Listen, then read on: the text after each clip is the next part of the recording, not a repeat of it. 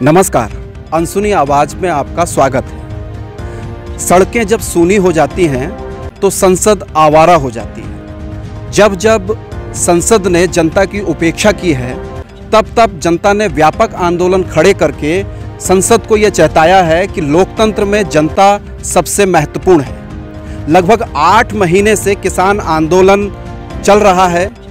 दिल्ली के चारों तरफ बॉर्डर पर किसान धरनारत हैं, अपना प्रदर्शन कर रहे हैं। 3 कृषि काले कानूनों के खिलाफ बड़ा ज़बरदस्त मूवमेंट पूरे देश भर में चल रहा है। जगतार सिंह बाजवा जी जो बाजपुर के निवासी हैं और उत्तराखंड की तराई से किसान आंदोलन का प्रतिनिधित्व कर रहे हैं। जगतार सिंह बाजवा आज से 20 साल पहले एक सामाजिक कार्यकर्ता हुआ करते थे। 10 साल पहले वो सक्रिय राजनीति में आए और 2017 में आपकी पत्नी कांग्रेस से बाजपुर में चुनाव लड़ी और यशपाल आर्या जी भाजपा से जो इस समय कैबिनेट मंत्री हैं, कुछ थोड़े अंतराल से वो पराजित हो गई। अब जगतार सिंह बाजवा जी एक आंदोलनकारी नेतृत्वकारी की भूमिका में मौजूद हैं। उनका ये मानना है कि लोकतंत्र को बचाए रखने, उसके संरक्षण और उसके सही रूप से संचालित करने के लिए एक आंदोलनकारी की भूमिका निभाना सामाजिक और राजनीतिक कार्यकर्ता से ज़्यादा जरूरी है। आज हमारे साथ बाजवा जी मौजूद हैं। हम उनसे सीधी बात करते हैं किसान आंदोलन को लेकर, तराई में किसान इस आंदोलन से किस तरीके से जुड़ रहे हैं और 2022 का चुनाव नज़दीक है, उस चुनाव में किसान आंदोलन की क्या भूमिका होने वाली है। सीधे हम बात करते हैं जगतार सिंह बाजवा जी से। बाजवा जी, किसान आंदोलन को लगभग 8 महीने पूरे हुए जाते हैं, लेकिन सरकार की ओर से अभी भी उदासीन रवैया है। ऐसे में आप क्या भविष्य देख रहे हैं इस किसान आंदोलन का? देखिए, कोई भी जब आंदोलन शुरू होता है तो उन परिस्थितियों में आंदोलन शुरू होता है कि उसकी सफलता के अलावा उसके पास कोई विकल्प नहीं होता, लोकतंत्र में विशेषकर। तो ये आंदोलन भी जो हुआ, ये किसी का बनाया हुआ आंदोलन नहीं है, ये मीडिया का बनाया हुआ आंदोलन नहीं है, ये नेताओं का बनाया हुआ आंदोलन नहीं है। ये जो परिस्थितियां बनी लोकतंत्र में, लोकतंत्र का दुरुपयोग करके जब शासन या शासक जो है वो तानाशाही रवैया अपनाए, तो उसलिए जनता सड़कों पर आई है, किसान सड़कों पर आए हैं, मजदूर सड़कों पर आए हैं कि किसान और मजदूर जो है भारत के, अब वो दोबारा से गुलामी स्वीकार नहीं कर सकते, इसलिए सड़कों पर बैठे हैं और निश्चित सफलता की ओर है। सरकार कह रही है कि 3 जो कृषि काले कानून हैं वो काले कानून किसानों की ओर से काले कानून घोषित किए जा रहे हैं, लेकिन सरकार ये कह रही है कि साहब ये बहुत जनउपयोगी कानून हैं और किसानों के लिए बहुत हितकारी हैं। वो 3 काले कानून क्या हैं जिनको आप काले कानून की संज्ञा देते हैं? वो 3 काले कानून ये है कि एक तो, अगर मैं शॉर्टकट में कहूँ, क्योंकि अगर डिटेल में जाएंगे तो बहुत कुछ है उसके, उन 3 काले कानून जो बनाए हैं, चाहे वो भंडारण को लेकर के हो, चाहे वो कॉर्पोरेट फार्मिंग को लेकर के हो, तो ये सारी चीजें जो हैं ये कहीं ना कहीं किसान की किसानी को बहुराष्ट्रीय कंपनियों का गुलाम बनाने की एक योजना है, एक संकेत है आने वाली गुलामी का, जिसको किसान बखूबी समझते हैं। जैसे सरकार कहती है सब किसान कहेंगे, किसान ही तो कहेंगे क्योंकि कानून किसानों के लिए बनाए हैं आपने और किसान ही उससे प्रभावित होने वाले हैं, तो और कौन बताएगा कि कानून खराब है। जैसे किसान आंदोलन बहुत व्यापक आंदोलन है, लेकिन जो समाज का हर वर्ग है, जैसे मजदूर वर्ग है, व्यापारी है, कर्मचारी हैं और तमाम सारे लोग हैं, वो इस आंदोलन से अभी तक नहीं जुड़ पाए हैं। तो क्या किसानों की एक विफलता नहीं है कि वो इन कानूनों के बारे में, जो कि सरकार का नजरिया है, तो जनता को अपनी बात से सहमत नहीं करा पा रहे हैं? ऐसा नहीं है, किसानों की बात जहां जहां समझ में आ रही है। देखिए, ये आंदोलन पंजाब से शुरू हुआ, पंजाब के जो किसान संगठन है उन्होंने उसको समझा और वो समझते समझते, जैसे हरियाणा वालों ने समझा वो जुड़ गए, उत्तर प्रदेश के लोगों ने समझा वो जुड़ गया, उत्तराखंड के लोगों ने समझा वो जुड़ गया। अब ये धीरे धीरे जैसे जैसे समझ में आ रहा है तो पूरे देश का हर वर्ग इससे जुड़ रहा है। फर्क इतना है कि किसानों के पास कोई ऐसा सिस्टम नहीं है, ऐसा कोई माध्यम नहीं है। मीडिया जो आज मेन स्ट्रीम मीडिया है, उसकी जो भूमिका है वो आपके सामने है, वो कहीं ना कहीं सरकार की एक गुलामी जैसी उसकी स्थिति है। किसानों की जो वास्तविक बात है वो लोगों तक नहीं पहुंचती, धीमी पहुंचती है, इसलिए आंदोलन धीरे धीरे लोगों में जा रहा है। कहा यह जा रहा है कि किसान आंदोलन जो है वो अब आंदोलन ना होकर एक राजनीतिक आंदोलन बन गया है और जिसका मकसद यह है कि साहब सत्ता से भाजपा को बाहर करना है। नहीं तो क्या किसान आंदोलन के लोग क्या कह रहे हैं कि हमें प्रदेशों के मुख्यमंत्री बनाओ, कि वो राजनीतिक आंदोलन है? क्या वो कह रहे हैं कि हमें प्रधानमंत्री बनाओ? कौन से किसान नेता ने कहा कि साहब हम देश के प्रधानमंत्री बनेंगे या हम प्रदेश के मुख्यमंत्री बनेंगे? दूसरी बात, जो पार्टी सत्ता में बैठ करके तानाशाही कर रही है, जो लोकतंत्र को कुचल रही है, जो संविधान के विरुद्ध काम कर रही है, तो उसको हराने की जिम्मेदारी किसकी बनती है? आखिर उन्हीं किसानों मजदूरों की तो बनती है जिन्होंने इतनी शहादतें देकर के इस देश को गुलामी से आजाद करवाया है। और किसकी जिम्मेदारी बनती है? वही निभाएंगे जिम्मेदारी। सरकार की ओर से तमाम बार ये आंदोलन को जो है भटकाववादी आंदोलन कहा गया, अलगाववादियों का संरक्षण कहा गया, यहाँ तक कहा गया कि साहब नक्सलियों का इस आंदोलन को सपोर्ट है, और ये भी कहा गया कि साहब इसको बाहरी और विदेशी फंडिंग हो रही है ना। तो इस पे क्या आप चूंकि नेतृत्वकारी भूमिका में है और गाजीपुर बॉर्डर पर आप पूरा नेतृत्व संभाल रहे हैं, तो कैसे इन सारी चीजों को आप फेस करते हैं? देखिए, जो सच होता है ना, सच पर कीचड़ उछालने से बहुत ज्यादा समय तक वो छुपा नहीं रहता।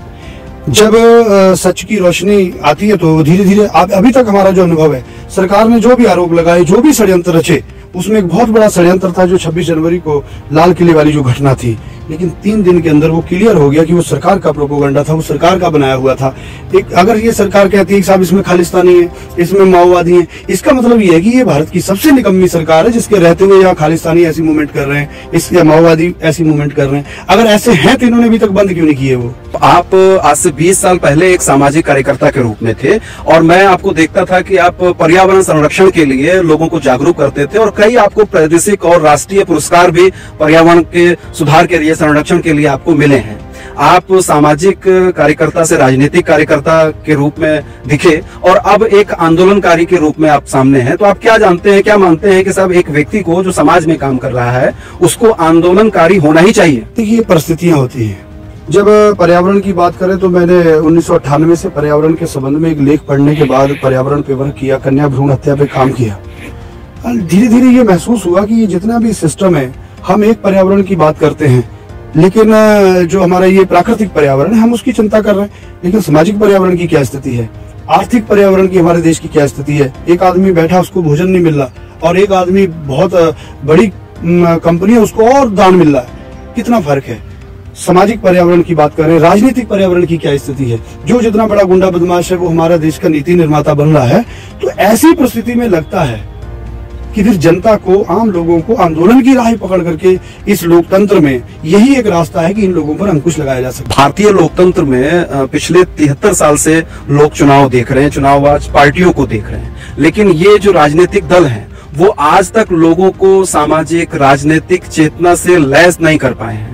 लोगों के अंदर इतनी भी राजनीतिक चेतना नहीं है कि वो अपने वोट का सही तरीके से इस्तेमाल कर पाए। आज भी भाई भतीजा बात के नाम पर राजनीति होती है, क्षेत्रवाद के नाम पर राजनीति होती है, और दारू मुर्गे तक ही राजनीति सिमटी हुई है। आपको लगता नहीं कि ये राजनीतिक दलों की एक विफलता है? इसे आप विफलता नहीं, ये स्वाभाविक विफलता नहीं है, ये सोची समझी एक चाल कह सकते हैं, या सोच है इन राजनीतिक दलों की कि हमारे देश के नौजवान, देश की आम आवाम अगर जागरूक हो गई, अगर वो अपने अधिकारों के प्रति जागरूक हो गई तो ये अपना अधिकार मांगेंगे। तो ये उनको उलझा के रखते हैं 5 किलो चावल में, ये उनको उलझा के रखते हैं छोटी छोटी सुविधाएं दे करके, आपका साफ शौचालय बना दिया। तो ये उनको उलझा करके रखना चाहते हैं, जो उनके वास्तविक अधिकार हैं उनसे दूर रखना चाहते हैं। और उसी पॉलिसी के तहत ये राजनीतिक दलों ने, मुझे लगता है, इस देश में काम किया है, और इसीलिए आज तक जो है लोगों को उनके अधिकारों के प्रति पूरी तरीके से जागरूक भी नहीं है, और उनको पूरे आश्वस्त भी नहीं है कि हमारे अधिकार है, हम प्राप्त कर लेंगे। उसके लिए लोगों को आज किसान आंदोलन जागरूक कर रहा है। 2022 का चुनाव नजदीक है, उत्तर प्रदेश में भी चुनाव है, उत्तराखंड में भी विधानसभा के चुनाव होने हैं। इन चुनाव के मद्देनजर किसान आंदोलन की क्या भूमिका होने वाली है? देखिए, सब किसान आंदोलन की एक ही भूमिका है कि किसान, मजदूर, और ये जो आंदोलन किसानों के नाम पर जरूर है, लेकिन ये आंदोलन देश की 98% आवाम का है, जो उपभोक्ता वर्ग है। सबसे ज्यादा नुकसान इन कानूनों का उसे होने वाला है। तो किसान आंदोलन का या संयुक्त किसान मोर्चे का एक ही लक्ष्य है कि ये पार्टी जो इस समय सत्ता में है, जो तानाशाही रवैया अपनाए हुए है, जो इस आंदोलन को कुचलना चाहती है, जो संविधान के विरुद्ध काम करना चाहती है, जो लोकतंत्र का सम्मान नहीं करती, इस पार्टी को सत्ता से बेदखल किया जाए। इसके लिए आम लोगों से अपील करेंगे, जाएंगे, घर घर जाएंगे, जिस तरीके से बंगाल में भी गए, और वहां के लोगों का धन्यवाद है, उन्होंने सुना। और मुझे लगता है आने वाले चुनावों में भी लोग इस बात को समझेंगे कि आखिर ये जो दावे करते हैं वो किन के लिए करते हैं। देश के मजदूर किसान तो सड़कों पर बैठे हैं। तराई उधम सिंह नगर के भीतर 9 विधानसभा क्षेत्र हैं, और 9 विधानसभा क्षेत्र में से 8 पर भाजपा का कब्जा है, और किसान आंदोलन भी तराई के क्षेत्र में बहुत प्रमुखता से खड़ा है।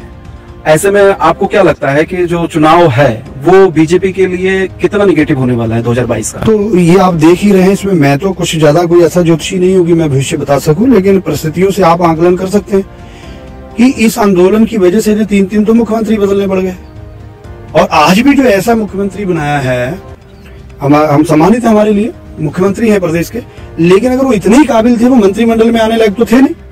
मंत्रिमंडल में आए नहीं पिछले 4-4.5 साल से, मंत्रिमंडल में आने के काबिल नहीं थे, और मुख्यमंत्री बनने के काबिल थे चुनाव नजदीक आते ही। तो ये कहीं ना कहीं लोगों को जैसे गुमराह करने की स्थिति है। फिर आप देखिए, तराई से ही आपने मुख्यमंत्री बनाया, तराई के जिले से ही 2 कैबिनेट मंत्री हैं, तराई के जिलों से ही जो लोकसभा के सांसद हैं उनको केंद्र में मिनिस्टर बना रहे हैं। तो इससे आपको लगता होगा कि आंकलन कर चुके हैं कि इनको जनता जो है तराई की कह लो या उत्तराखंड की कह लो, इस बार रुखसत करने वाली है गद्दी से। 2017 में आपकी पत्नी कांग्रेस से उम्मीदवार थी भाजपुर से, और कुछ एक अंतराल से वो यशपाल आर्या जी से पराजित हुई थी। इस बार क्या आप सिर्फ एक आंदोलनकारी के भूमिका में ही नजर आएंगे कि राजनीतिक परिदृश्य में भी आपका हस्तक्षेप होना है? देखिए, हमारा तो एक ही काम है, मैं इस समय किसान आंदोलन में सक्रिय हूँ और पूरी तरीके से हम आज किसान मूवमेंट को कहाँ तक पहुँचाएं, कहाँ ज्यादा से ज्यादा तक। जैसे यूपी के कुछ जिलों में गए थे, कुछ जिलों में और जाने का योजना है, सब में लोगों को समझाने की योजना।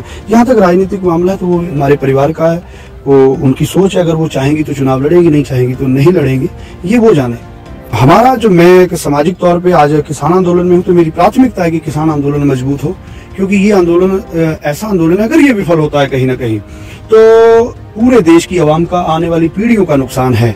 तो वहां पर हमारे राजनीतिक हित बहुत ज्यादा महत्वपूर्ण नहीं है, जो कि समाज हित है, जो आने वाली पीढ़ियों के लिए, हमारी नस्लों के लिए, फसलों के साथ साथ नस्लों की जो लड़ाई है वो ज्यादा महत्वपूर्ण है। 8 महीने करीब किसान आंदोलन को हो गए और इस 8 महीने में बॉर्डर पर लगभग 300 से ज्यादा किसान शहीद हो गए। सरकार अभी भी उदासीन बनी हुई है, सरकार बिल्कुल ध्यान नहीं दे रही है। ऐसा लग रहा है कि उसको किसान आंदोलन से कोई फर्क ही नहीं पड़ रहा। ऐसे में किसान आंदोलन का क्या भविष्य आप देख रहे हैं और कब तक ये आंदोलन चलने वाला है?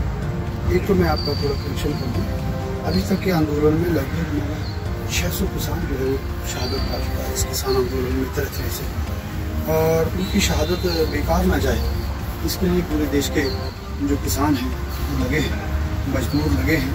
और इस किसान आंदोलन की एक उपलब्धि अभी तक ये जरूर रही है, आज किसानों का मुद्दा, मजदूरों का मुद्दा हर दल के जहन में होता है, हर दल के मुख्य रूप से चल रहा है। तो ये किसान आंदोलन की उपलब्धि है कि हम केंद्र में जो ये सरकारें इस मुद्दे को, किसानों को, मजदूरों को साइड पर रखती है, हम लोग केंद्र मुद्दे में आए हैं और जो किसान शहीद हुए हैं उनकी शहादत बेकार नहीं जाएगी। पूरी तरीके से जब तक ये आंदोलन सफल नहीं हो जाता, तीनों कानून रद्द नहीं हो जाते, MSP की गारंटी का कानून जब तक नहीं बन जाता देश के किसानों को अपने उपज का वास्तविक मूल्य लेने का, तब तक ये आंदोलन खत्म नहीं होगा। ये सरकार जितनी मर्जी षड्यंत्र रच ले, हम तब तक लड़ेंगे पूरे किसान मजदूर जब तक या तो ये सरकार जाएगी या ये कानून रद्द होंगे और ये MSP की गारंटी का कानून। तो ये थे हमारे साथ जगतार सिंह बाजवा जी, जिनका साफ कहना है कि किसान आंदोलन वापस तब तक नहीं होगा जब तक कि तीनों काले कानून वापस नहीं लिए जाते सरकार के द्वारा। किसान आंदोलन सिर्फ एक आंदोलन नहीं है, उसकी एक राजनीतिक सामाजिक पृष्ठभूमि भी है और लोकतंत्र को मजबूत करने के लिए इस तरीके के आंदोलन भविष्य में होते रहने चाहिए, अतीत में होते रहे हैं। और वर्तमान का जो किसान आंदोलन है वो लोकतंत्र को सशक्त और मजबूत बनाने का आंदोलन है। तराई के अंदर राजनीतिक तौर पर हस्तक्षेप 2022 में किसान आंदोलन से जुड़े सभी कार्यकर्ता या किसान संगठन करेंगे और भाजपुर से यदि उनकी पत्नी चाहती हैं और कांग्रेस पार्टी उनको टिकट देती है तो एक बार वो फिर यशपाल आर्या को टक्कर देने के लिए तैयार है।